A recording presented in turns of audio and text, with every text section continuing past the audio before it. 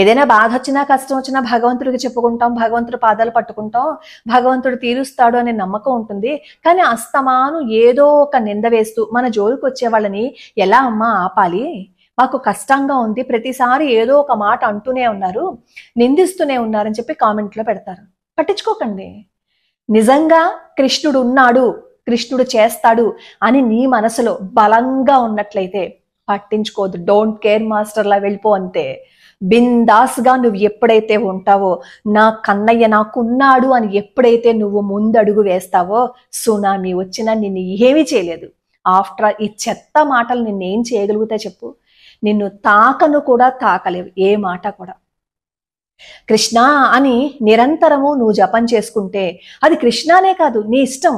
నీకు నీ మనసులో నువ్వు ఎవరినైతే ఆరాధిస్తావో, ఏ రూపాన్నైతే ప్రతిష్ఠించుకుంటావో ఆ నామాన్ని జపించు. నువ్వు అలా జపిస్తున్న